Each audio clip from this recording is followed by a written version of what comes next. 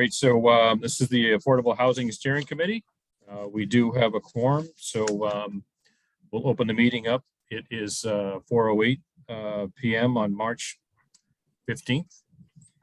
And we have a quorum with Beth and Paul and Jennifer and Mary. So we've above the quorum, so we're ready to go.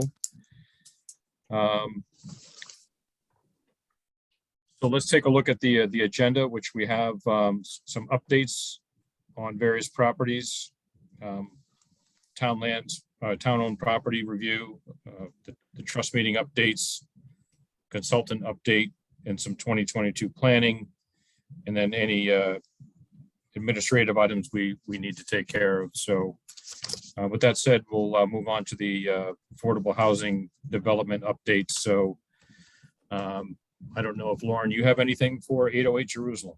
Absolutely. So yes, I can start with the sort of summary of all of these properties, and then if anyone wants to add anything that they feel, then feel free.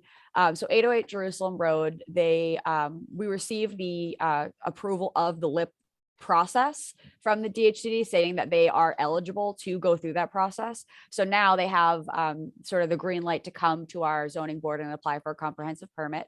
So that was great news to hear. I'll be happy to circulate a copy of that eligibility letter just so all of you can see for your reference.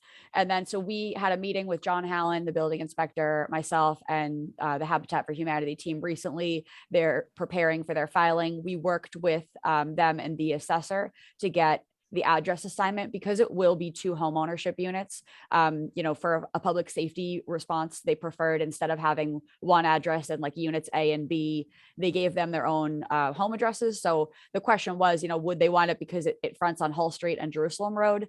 And it was sort of between the assessors and all of us sort of agreed that wouldn't it be nice to give everyone Jerusalem Road addresses? So they did that. So they'll have 808 and 810 Jerusalem Road. So that's already been approved by public safety and the assessors. So they're ready for that. So we anticipate that they'll be filing with the zoning board probably sometime in the spring. It will be soon. They're just sort of working through their sort of the material that they need to get there. So that project is moving along. And we're, excited to see that continue. I'll let That's you know. awesome. Yeah, absolutely. Does anyone have any questions before I move on to the next project? No. All right. So 390 Chief Justice Cushing Highway. I'll just let you know that there's a series of items that are sort of still outstanding on the punch list to certificate of occupancy. I'll also note that there's a couple, at least I know the planning board is one, but there's a couple of outstanding review bills that have gone on with some of the boards and commissions. So I know some of the commissions are sort of posting hearings to have the applicant come in and either figure out a payment plan, or either, if he doesn't after a certain time, he'll be on the delinquency list. So that's where we stand right now. So we're hitting a little bit of a snaggle there in terms of trajectory. When I spoke with John Hallam this morning about sort of a ballpark, if he had any idea, when the certificate of occupancy might be available, he said we're at least several months out at this point. So we will continue to keep you updated. I'll let you know that they did, they conducted the affordable housing lottery many months ago. So the unfortunate thing is there are residents that are continuing to wait to, they have sort of the lottery ticket to get in, but they can't move in until the buildings are ready for occupancy. So we're in sort of an unfortunate situation because, we can't do anything until the developer fulfills his requirements to get to those permits. So that's all in progress. One more update on that, Matt, the applicant had to file with the state highway department to do their sort of like trench work along the corridor. That's in progress. So at least, that there's traction there, and they're waiting on approval for conservation. So there's a lot of moving pieces here still, but we'll keep you updated on that one. I'll pause. From the sewer perspective, he's moving ahead. There's been a delay in the process of repayment of prior bills that we have. So the town pays certain bills, and then he has to pay those back to us in the process. So that's been about a month delay so far. Not on his side, it's been on our side primarily.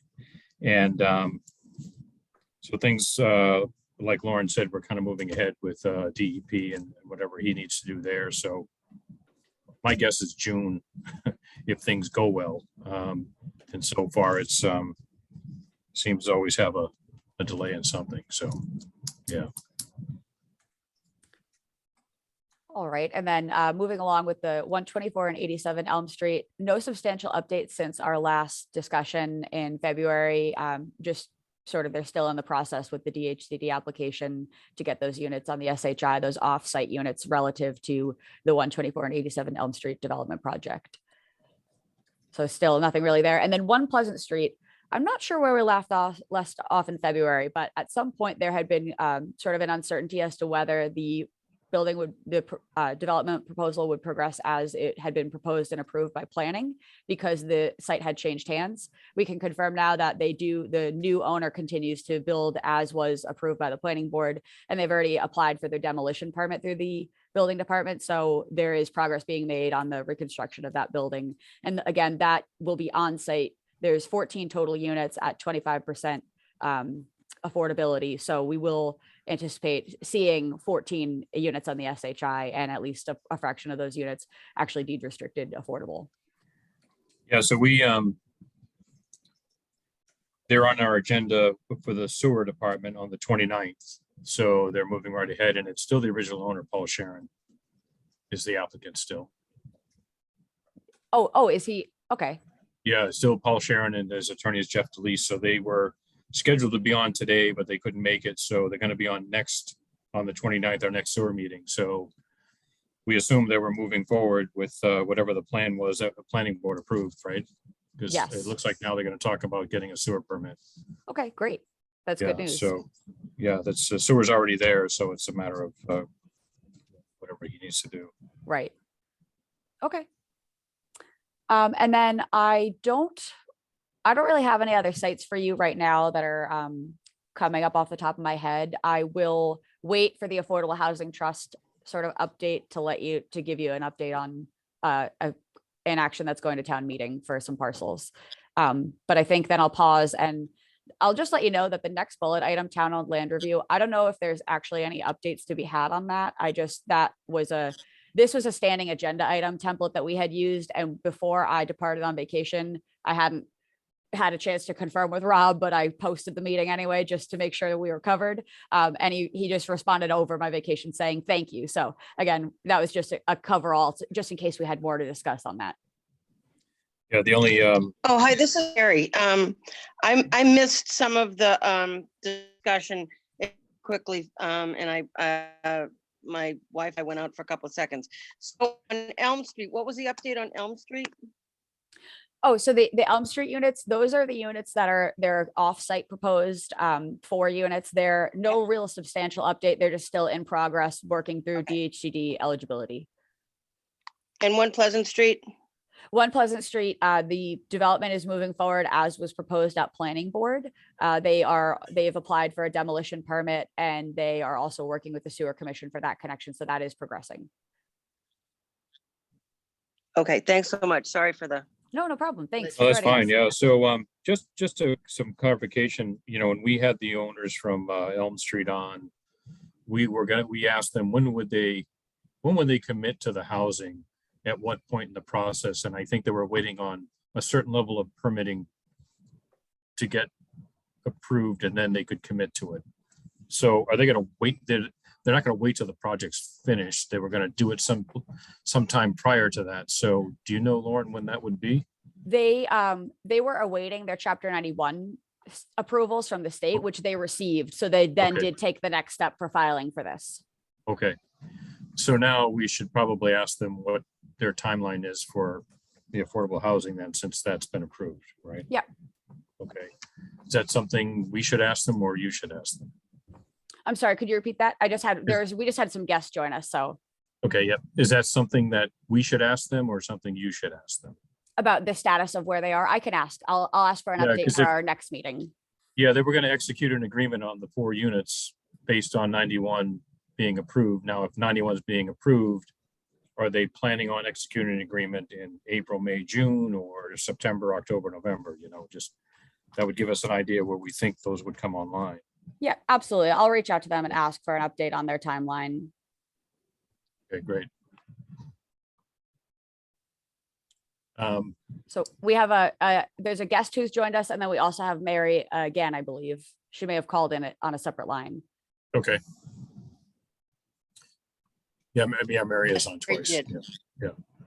Okay, so Joseph, if you want to text us, do you have a screen for, yeah, you have him as participant. Yeah, no, I'm not, this is not a webinar. Everyone's here. It's just as a regular meeting. So Okay, yeah, Joseph, if you want to ask the group any questions, if you could just state your name and address before, this isn't really a public hearing like a planning board meeting, but the group would be willing to entertain comments.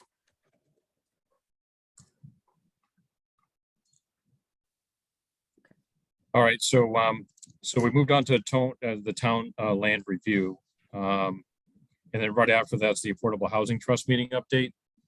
So I know if Lauren has any updates on Affordable Housing Trust, but I can tell you that tonight, the Selectmen's meeting, they're going to be reviewing Article 16, which is transfer of land to the Affordable Housing Trust. And Steve Gomer will be there. So Rob asked me to attend that as well. So I'll be attending that meeting tonight as well. If they had any questions of the Affordable Housing Steering Committee, I would be able to answer those. So if you have any updates to either one of those, Lauren? No, that substantially covers it. That's really all I wanted to let you know about that transfer of land request going to town meeting. Okay, so in Article 16, does it specify the one lot or two lots and what the addresses are? So it will be the property over on Mill Lane and then 25 Heather Drive. I'm working, actually, I can just let you know that I'm working with town council on getting the sort of documentation, deed references all squared away so that, when this appears before the town meeting warrant, it'll be ready. Okay, great. So is there, I was going to say, so there wouldn't be any public forum on that other than on the floor of town meeting, right? Correct. Okay. So once you put the addresses out there, if anyone's going to lay claim to any issues, it would have to be a town meeting. Right. Well, I mean, so I think I'm not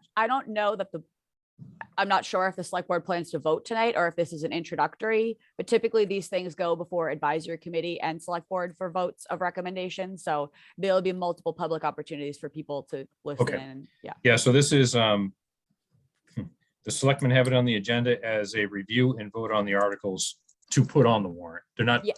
Yeah. Okay. Right. So that's what this is for tonight. Yeah. It's to put it on the warrant and then they'll come back again at a later date to vote for their recommendations for town meeting. Okay. Awesome. Just wanted to get that clarification out there. I know people are usually sensitive when property moves from one hand to another. So yes, there's you have- multiple steps here. okay, yep. Paul, you're on mute. Do you have any questions there? No, sorry, I was just waving to someone in my office just. walked Okay, in. yeah. Sorry. No problem. Multitasking, Problem. Paul, you know? Yep. Thank you, sir. So does anybody have any questions on that? I know, Mary, you sent some information out today that was really handy from Alexis. So do you want to talk about that at all, Mary, or is that just a FYI for us? Chiefs. We lost one of Mary's accounts and this account is connecting to audio. Okay. So we don't have her on audio yet. So maybe we'll come back to her when she regains it. Who was up? Yep, you got it. So how about the affordable housing consultant update? So that is something that primarily Rob has been handling. I don't know where his last conversation took place there. Okay, so this was the consultant that we were going to try and find funding for to help the property owner on South Main Street convert his property and figure out how to do the affordable housing element. So I can at least tell you, if we haven't already shared this update, that the Affordable Housing Trust did vote and allocate the sort of payment plan for up to $15,000 if he hits certain milestones for the gift. But I'm not sure exactly where that stands in terms of contracting or, getting a scope of work from a consultant to help him. Okay. The other thing I'll just let you know about that property that I did get an update on, and this is in reference to 147 South Main Street. I got an update at our staff meeting this morning that that property has bumped up against sort of the end of his permit application scope. So it's like in risk of lapsing. So Okay. I'll continue to update as that unfolds. But there's also the tricky part about that site in particular is that because of the use, it was sort of a predate before our zoning code that's in a residence district. So if he has lapsed and has lost his ability to continue to do by right, like multifamily and a mixed use, then he may only fall under residence. So I'll keep you posted as this unfolds, but I think there is a potential that there is a change in plans there. Okay. So Mary, you're on. Are you able to come off mute?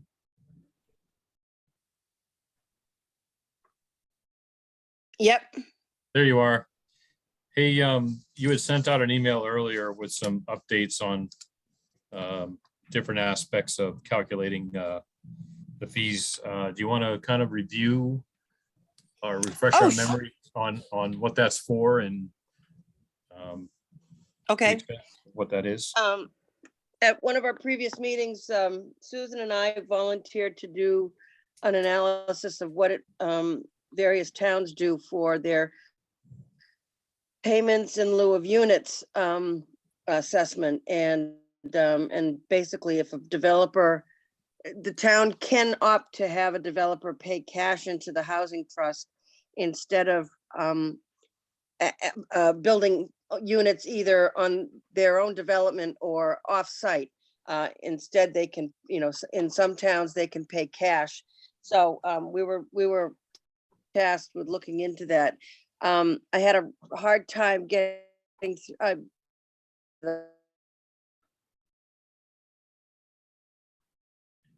Yeah, we're losing you, Mary.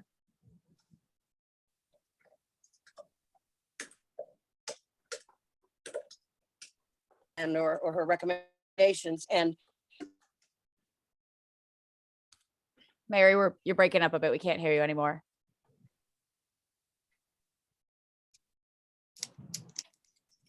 forget that Still can't hear you, Mary. around the state.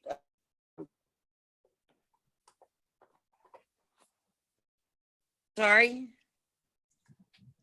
You can't hear me? We can now. We couldn't hear you at all before. So I know. I'm not sure that this is the best way for me to report. Maybe I should, Okay. Maybe I should write something up because my Wi-Fi keeps going in and out. And I've got 2 Zooms open and I still can't hear you guys half the time. And I thought it was going to work okay because it worked for another meeting the other day. But just raise your hand, Paul, if you can't hear me, okay? Next time. So Yes. anyway, so I put together this email with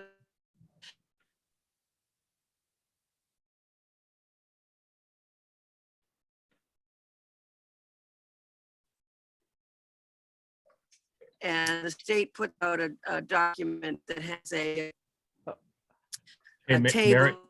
Hey, Mary. Yeah, I We're think gonna put you on hold. If you want to write something up and see if we can't have you present this on the April 19th meeting would be great.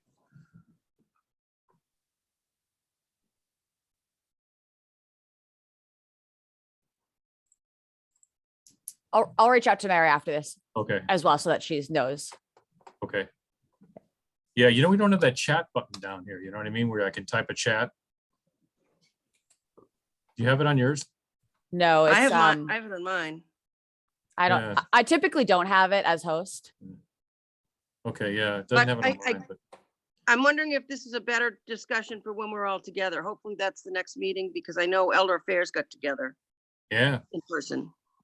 we just The snaggle is the hybrid. We may not be able to do hybrid if we want to return to in-person sooner, but that's a decision that we can figure out. So I'll keep you all posted though.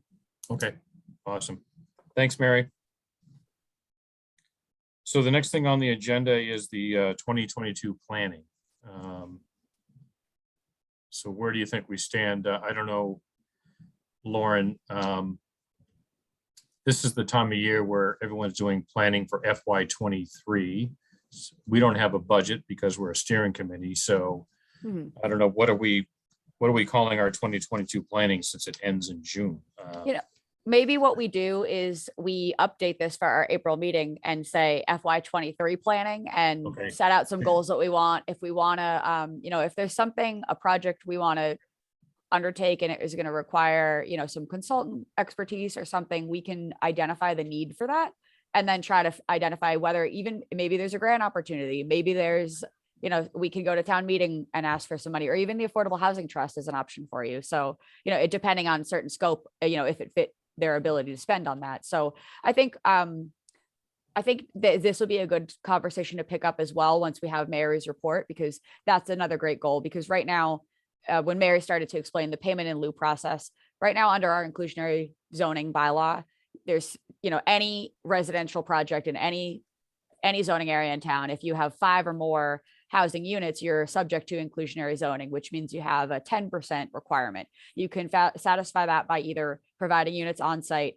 finding an off-site location, or paying in lieu. However, our bylaw doesn't specify what the payment is. So it's really sort of kind of an arbitrary process. We've never used the payment in lieu, so we don't have a precedent. So it would be what we've heard from a lot of applicants and sort of developers in town is that if we could figure out at least a formula so that everyone knew what to expect, it would help sort of the planning process. And also maybe, you know, if it was an appropriate use, I mean, there's arguments to be made whether you want to accept that or just require people to build units, but you know, it's worthwhile to at least have it be a little less vague so that there's some clarity around the process. So the work that Mary is doing, I believe, is going to help us sort of continue that conversation. So that'll fall well under that for next time. Okay.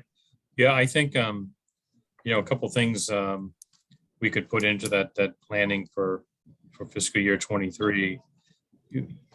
In addition to that, you know, we, when you had first started, I worked with you briefly on this housing choice grant. And there were a lot of areas we didn't qualify for. And a couple of them were our bylaws needed to be adjusted.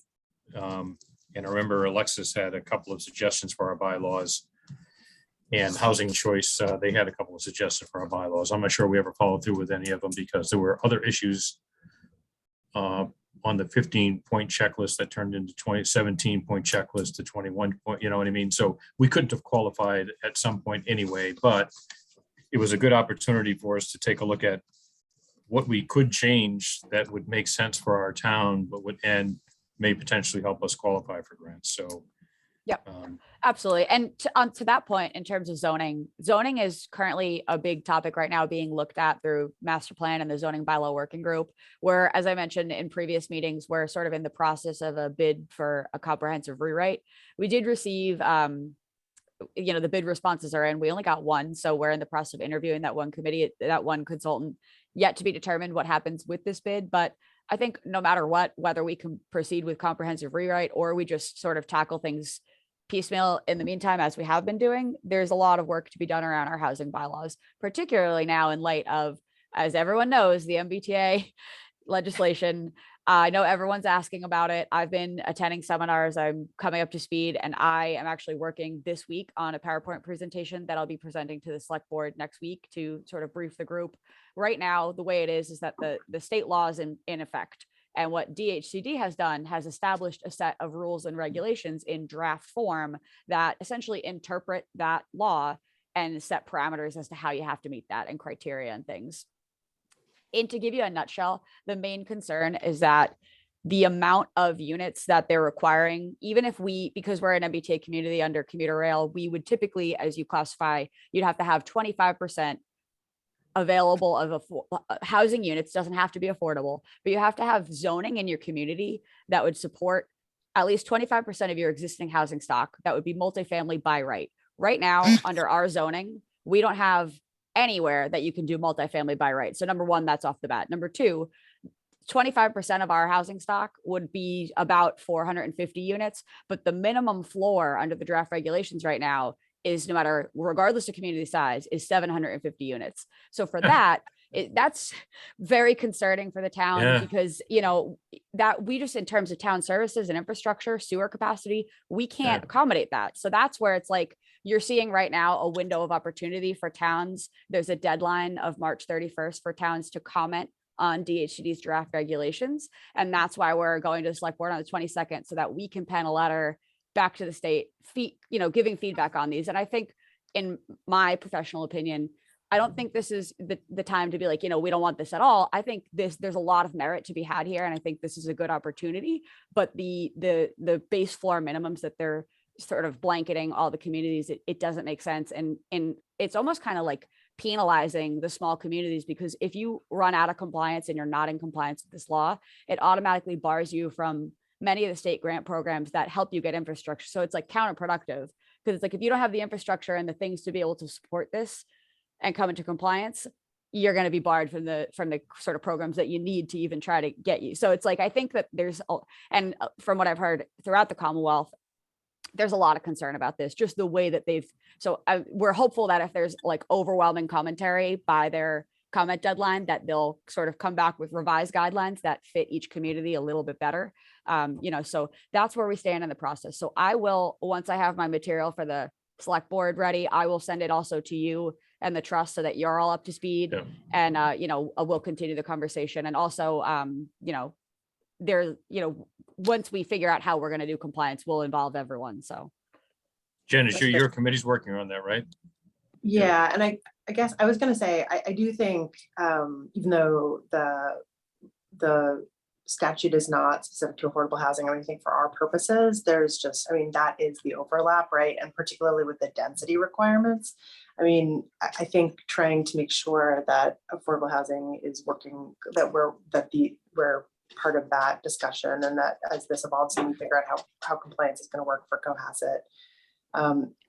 The reality is that any one of the types of developments that would be sort of like under this umbrella are going to be the types of developments that not only would require affordable housing units, but under our town laws, but also would be what we would be looking for to sort of meet the sort of requirements that we have. So there's just a complete overlap. Lauren, I would love to connect with you at some point this week, just because I've been reading through a lot of the stuff too, and I don't want to derail your plans, but I would be just interested in understanding sort of what the strategy is and what your initial gut response is, and where you think we can most effectively, because I do think we worry a little bit about, the way that they've set it up obviously has tremendous implications for the sort of layout of where this stuff would go. But it's like there are opportunities here, including for like meeting our affordable housing obligations. And I guess I'd love to connect with you about it. Absolutely. Yeah, I'd be happy to connect later in the week. This week is a little tough, but I like Thursday, Friday, I'll reach out to you. Okay, So, great. Yeah, Perfect. great. Thanks. Is there Paul, any movement Paul, on the could I- political end of changing the legislation or during the requirements or whatever? So that's what I think is hopefully going to come out of the comment period for the draft regulations that are due at the end of March. I know there's a lot of communities in the Commonwealth, as well as regional organizations and, different associations planning to comment. And I think it's going to be just that, where it's like everyone realizes that maybe, yes, this is long overdue. We need to change some things. We need housing development, but to a certain degree, we need to be respectful of communities. The growth rate that they would be imposing on us as a requirement to come into compliance is like well beyond what our housing production plan even would say, so it's like, it doesn't, it would be a big strain on our community. And the other thing too, is like the way that they're requiring you to come into compliance, you have to like do a complete feasibility analysis of, you have to start within a half-mile radius. We already know, I can tell you right now, most of it you can't use, but we still have to submit all that information. And then you have to continue to draw the ring out. And you not only can just zone it, you have to prove that not only the zoning is there to support it, but that you have the infrastructure there to support it. And that you have like, it can pass the percolation test. So like you need to do an actual like site suitability analysis. And I'm like, I don't understand how they think all of the towns in the Commonwealth have the resources to do this for every parcel. It's like, it's just it's a tremendous privately burden. held land that we also have no control over the development over. Well, my concerned face turned around and said, like, my skeptic in me is like, why would they put the onus on all the municipalities to do all the blueprints for all the developers to come in and be like, well, wonderful, here we go. It's like, that doesn't seem to make sense. So yeah, I think the draft regulations are flawed as they are. I'm hoping that the overwhelming commentary will have the state saying, you know what, we need to, sort of peel this back a little, because the regulations really go way further than the way the bylaws, the law is pretty straightforward. It's the regulations that are problematic right now in their draft form. So I'm sorry. Also, I know Paul had a comment. Thank you, Paul. Thank you, Lauren. Good to see everybody. Lauren, did you say, just for a point of clarification, did you say it was 25% that they were asking for in So- towns? The way that they've structured it, they classify MBTA communities based on their service level. So there's different percentages required as a minimum for, say, commuter rail versus bus service, rapid transit, et cetera.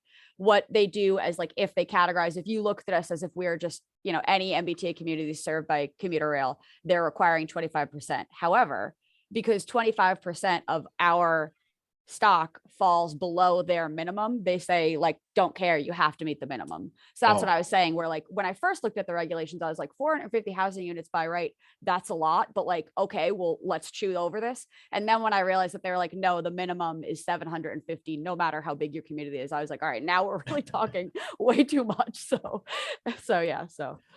So if we Yeah. looked at 25%, like our housing stock is under 4,000, so 25% would be like about 10,000. I mean, 1,000, right?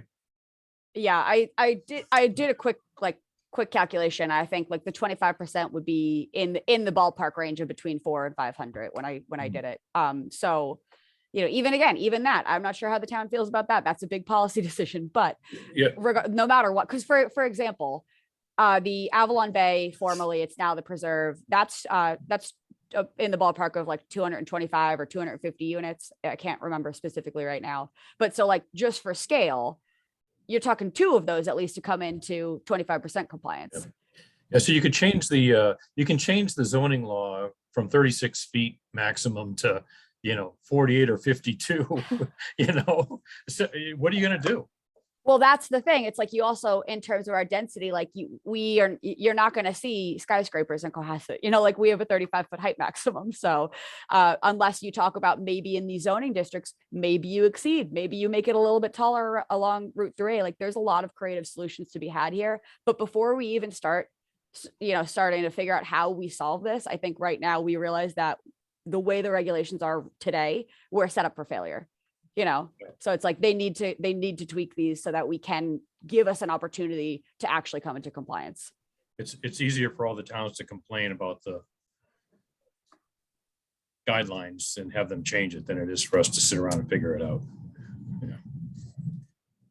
That Has seems there to been be any the- talk, Lauren, about, essentially what they're asking us to do is designate certain parcels as developable by right. The expectation from the state is that those will be developed into multifamily. And then those parcels are owned by not the town, for the most part, the parcels that are within the radius are, the designated radius are owned by private parties, even the very, very few that exist. So I'm just really curious whether that has come up in terms of like, it's almost like designating privately held land as to be developed, but Yeah, it's like there have been questions raised about that, no answers, but yeah, I guess I think about it, it's like, is that a positive or a negative for the landowner? Unclear. And then I guess it opens the towns up to like quite a bit of like litigation risk, it seems like, where we're not able to say, oh, it's the circle. We would have to be making an affirmative decision which privately held parcels are Right. going to become multifamily, which is really like quite a directive decision for right. So anyway. Another interesting thing also to add to this, previous housing legislature had changed, because typically if you do a zoning change at town meeting, you need at least a 2/3 majority vote for it to pass. They've changed in recent years that anything that supports like housing development or, things like this is just a simple majority. So that's another thing to keep in mind whenever this does come up, that because this is this is like they set the tracks for this as they were coming down the line. It's like they knew this was coming. So when this ultimately does come, if we were to bring zoning forward to do this sort of initiative, it would be at least you just need a majority vote. It's not a 2/3. So they continue to try to reduce barriers to housing development. Awesome. So we'll kind of go around, see if we're kind of at the end of our agenda. So any other updates or comments from anybody else? The one thing I wanted to find out is, have you heard anything more on the village gas station / might be condos? I was contacted by the pending applicant yesterday, actually saying that there's been a slight sort of redirection in plans. She didn't specify what it was, but I anticipate some sort of change. So I'll probably have an update by our next meeting that I can share with you. Okay. So we'll go around and see if anybody has any additional comments, but right now I just wanted to clarify a couple of action items from this meeting. We'll get an update at our next meeting, April 19th, for the Elm Street, since they're approved now, when will they put the housing piece in play? And then we're going to update this 2022 planning to call it FY23 planning. So if we can get a draft, I would think by May or June, so we can all agree in our June meeting, starting July 1st, this is our goal to move forward and that kind of thing. So that would be a good start for us to kind of head towards that direction. And we can get some input from the Housing Trust too, to see what it is they would like help with for next year as well. Go from there. So Paul Cleary, do you have any additional comments? Okay, thank you for attending. Beth? I was just curious, it looks like the Habitat for Humanity, is cranking right along. I know at some point we're supposed to get involved with trying to help them fundraise. Do you know when that? So that would be like probably part of our next year agendas or something. I mean, are we? The trust We has as also the been board, discussing do we that. have to get involved with that? We are going to, they got back to Susan and myself. There's a spot in the process where they like to start to put it in. And I think they're waiting for this permitting piece to take place, and then they start the beginning of that process. Okay. They also had indicated once in the past that it's like they like to get those big ticket donors as the first sort of like lay the foundation for the pyramid. And then once they have those sort of ramped up, then they start the big public events, the galas, buy tickets to this type of stuff. So, but once they start to really go, they've already sort of gotten at least a chunk of the money before they start ramping up through different means. Okay. Yeah, so they definitely have us on their radar for fundraising. Yeah, I was just trying to think, okay, when's that coming? Yeah. Yeah, awesome, thank you. Jen, any updates? Okay. Mary, any updates? I hope you can hear me. One of the things I found in the analysis of the per unit in lieu of a unit was that one town did give money to Habitat from that fund. It looks like directly, and I'll go back and research who that was.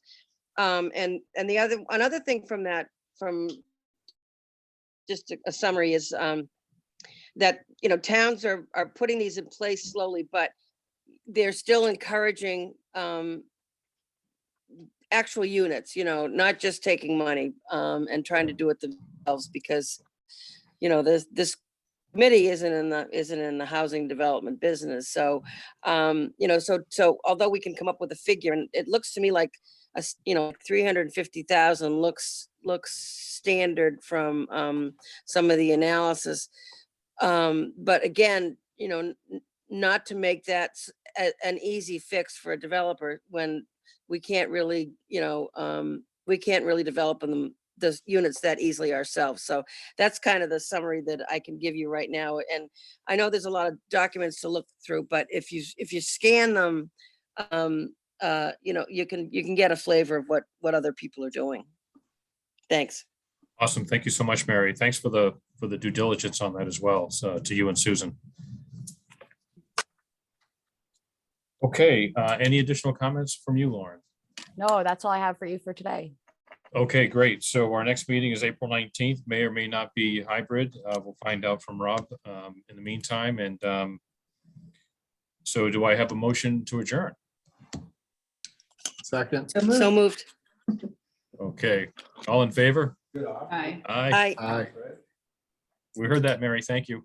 Thank Thanks, you, everyone. Have a everyone. good night. Thank I'll, you. I'll, Thank you. I'll see whoever we see tonight on the Board of Selectmen meeting. So. Okay. Good night, all. Thank you. Thanks, everybody.